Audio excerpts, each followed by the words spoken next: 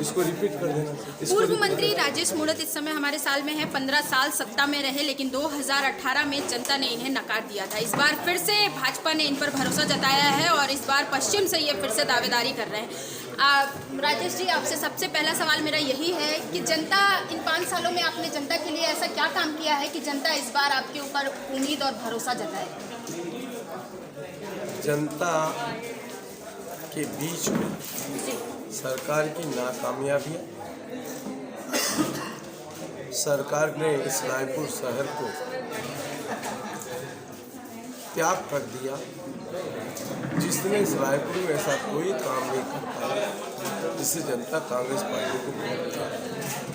मैंने तो 15 साल है, पूरा रायपुर जानता है क्या किया क्या नहीं किया, बताने की जरूरत नहीं है। लेकिन ये है कि रायपुर के अंदर पूरा गड्ढापुर हो गया, रायपुर पूरी धूल से हो गया, रायपुर में पूरा खराब अगर उठा के देखो, जुआ सट्टा गांजा चरस अभी खुलेआम भी, कानून व्यवस्था ध्वस्त हो गई, गुंडों का राज हो गया, शहर में कब्जे अतिक्रमण के नाम पर यह सरकार मौन हो गई। और इसीलिए आम जनता तय कर चुकी है कि रायपुर के अंदर भाजपा को जिताना है और प्रदेश में भाजपा की सरकार बनानी है। सर, आप सत्ता में आएंगे तो स्काई ओवर का क्या होगा?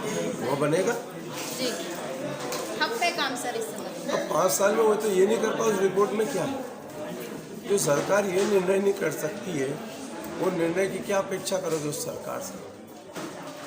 सर, पश्चिम में विकास उपाध्याय कह रहे हैं कि हम विकास की बयार बहा रहे हैं, लेकिन आप उसी विकास को ढूंढने के लिए दूरबीन लेकर निकले थे। क्या कमी नजर आ रही थी? मैं आपके साथ चलता, अगर आपको देख रहा कोई एक काम तो मेरे को पता, सिंगल काम,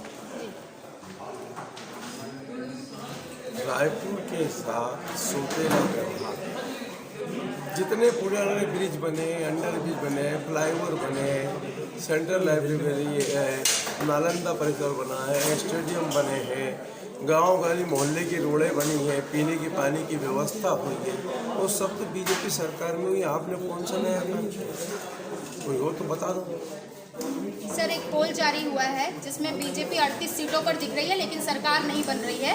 वही कांग्रेस की अगर हम बात करें, अब की बार 75 पार का कांग्रेस नारा दे रही थी, लेकिन वही कांग्रेस 50 पर आ गई है और उनका ये जो नारा है वो ध्वस्त होता हुआ दिख रहा है, लेकिन सरकार बन रही है। सर, भारतीय जनता पार्टी हर सीट का एनालिसिस करने के बाद छत्तीसगढ़ में 2023 दिसंबर 3 तारीख के बाद इस छत्तीसगढ़ में भारतीय जनता पार्टी के नेता शपथ लेंगे और फिर विकास की बहार बहेगी इस प्रदेश में, ये सुनिश्चित है।